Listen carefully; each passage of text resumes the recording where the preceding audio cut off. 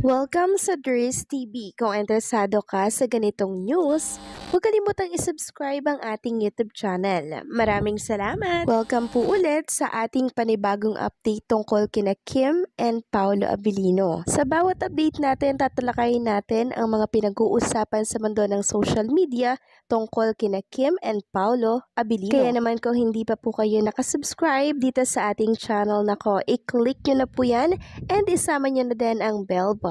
So, ayun, welcome back again sa ating YouTube channel mga kakimpaw, and sa update nating ito, ang pag-uusapan natin ay tungkol sa mga importanteng ganap kina Kim and syempre kay Paolo Abilino. Pero bago po ang lahat, maraming salamat sa inyong patuloy na pagsuporta at pagsubaybay sa mga daily update natin. Kaya naman bilang pasasalamat, narito po ang mga napili nating komento patungkol yan sa naging previous update natin. Unang komento, mula po ito kay Leoncia Talian. Sabi niya, I believe fake news yan. Paolo is a God-fearing person who belongs to a family who are honest and decent. But if Paolo is indeed a cheater, karma will punish him. Why is he taking advantage of Kim? Kim is so honest, na loyal, na good to him. If I am Michelle Tamayo, I have to come out. I will not allow Paolo to have a date with any other woman. Wala ka bang sister na babae? Bakit binabakuran mo si Kim if you have no plan to marry? Tell her now so Kim can find the man who truly loves her. Don't her so much. Hindi lang si Madakta Money will cry with her. Are you taking advantage of her popularity? You can be popular alone. So please, Paolo, stay away from Kim if you don't really love her. Don't hurt her too much. So naguguluhan ako, saan po galing yung komento ni Ginang Leoncia Talian? Tungkol ba ito doon sa naging komento ni Ginang Norma Dayag na kung saan may nabasa daw siya sa TikTok na meron daw pong secret girlfriend si Paolo Abilino? Sa Smio, fake news po yun. Fake news yun mga kakimpaw. And hopefully, wag na po natin yan palalain pa. Dahil may stress lang tayo nang wala pong kapararakan. And also, nakita nyo naman po siguro kung gaano ka-sweet si Kim and Paolo Abilino sa isa't isa dyan sa London, diba? Tapos napag-isipan pa natin na merong ibang girlfriend si Paolo. Diba? Wag naman pong ganon. So, maraming salamat sa komento po ninyo. Wag po kayong pa-stress sa ganyan, okay? At ang pangalawang komento naman ay mula po kay Ginang Ninita. Sabi po niya po dito, wag nang mag-focus about Paolo. Alam mo ba na kung sino-sino na lang babaeng ililink ng mga basher para masira si Paolo sa Kim Polandia? Walang katotohanan yon. 100%. Hindi TANGA ang mga friends ni Kim na mag-support sila ni Pau para kay Kimi. May secret girlfriend diyang si Pau. Alalahanin niyo mga sis.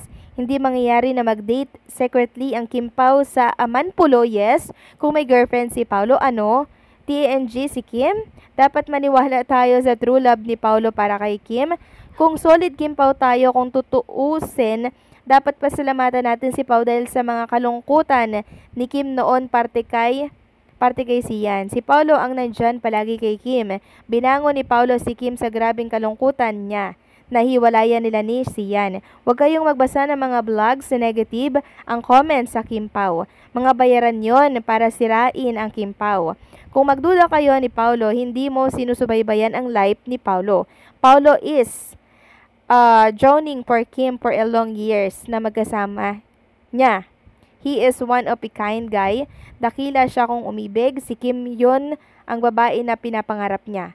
Magduda pa ba tayo? So yes, Ginang Ninita, maraming salamat po sa pag-rescue nyo sa mga comment na negativity dito sa comment section natin. So wala pong katotohanan yan. Pupunta ba si Kim and Paolo Abilino sa Amanpulo na sila lang dalawa kung may girlfriend na iba si Paolo Abilino? Sa Smio Marimar, mag-isip-isip naman po tayo, diba? Huwag nating ini-stress ang mga sarili natin. Basta Paulo is loyal po kay Chinita Princess. At si Chinita, hindi yan magpapakita ng ganyang kilig kay Paulo kung merong girlfriend si Paulong iba, di ba? Bagkos, dedistansya po si Chinita Princess. Fake news po yung mga nababasa nyong yan, okay? Huwag na po natin yang palalain pa. So, ayun na nga. Mag-move on na tayo dyan at pag-usapan na natin itong mga balitang nakalap natin sa gabing ito. At unahin natin ang nakalap kong balita na di umano ay sold out na daw po yung ticket para sa Vancouver. Sabi po kasi ni Ma'am Leoncy Tadian, the network had already announced Kim Pao is with ASAP Vancouver have heard. Fully sold na ang ticket. No more refund this time after the show. Can go to visit Aki from Vancouver to settle then to New York. Medyo malapit, parang 8 hours trip from Seattle, Washington to New York by plane. So nakakalungkot naman kung totoo nga po na sold out na yung ticket ha for ASAP Vancouver. Ang layo pa nun pero sold out agad, di ba? Nakakaloka. Hopefully magdagdag sila ng mga ticket para nang sa ganun makapunta po yung iba pang naubusan. Samantalang pag-usapan naman natin itong balitang nababasa ko po sa mundo ng X na kung saan di umano nakarating na daw or nakauwi na daw agad si Chinita Princess. Sabi kasi dito ng isang netizen, welcome back Chinita. So bakit Chinita lang? Where is Paolo Avellino? So si Kim Chiu lang ba yung umuwi? Bakit Kim Chiu lang inano niya, di welcome, diba? Nakakaloka. Sabi pa ng isa, it seems that they're back in Manila. Although their vacation was short, they were able to spend some quality time together, just the two, and to have their own little dates. So kung totoo man nga po mga kakimpaw na nakauwi na po si Chinita Princess and Paolo Avellino, mga kakimpaw, very short lang nung gala nila, di ba? Kasi kahapon, parang shopping mall pa sila. Nag-shopping pa sila sa mall. Tapos, nag-date sila ng konti lang. 'Di ba? Hindi sila masyadong nag-date. Kasi siguro mga kakimpaw, sasalang na ulit sila sa taping po ng The Alibay. 'Di ba? Kasi cycle 3 na naman yon. Back to Cebu na naman si Kim and Paolo. So, work is life talaga mga kakimpaw. Hindi sila nag-vacation ng sobrang tagal. Kung ito man nga po ay totoo. 'Di ba? Pagkakataon na nila sana yon mga kakimpaw para po, syempre, masulit ang isa't isa. Pero mas pinili pa rin po nila yung work.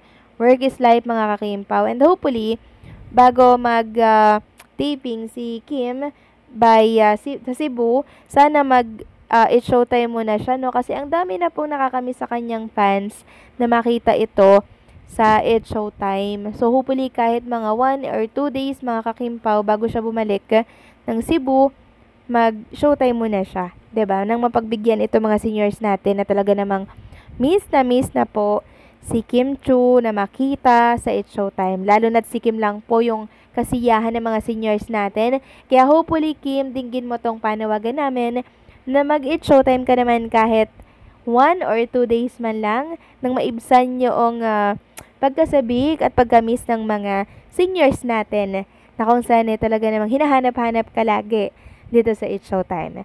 So, anong say nyo dito mga kakimpaw? Please comment down below.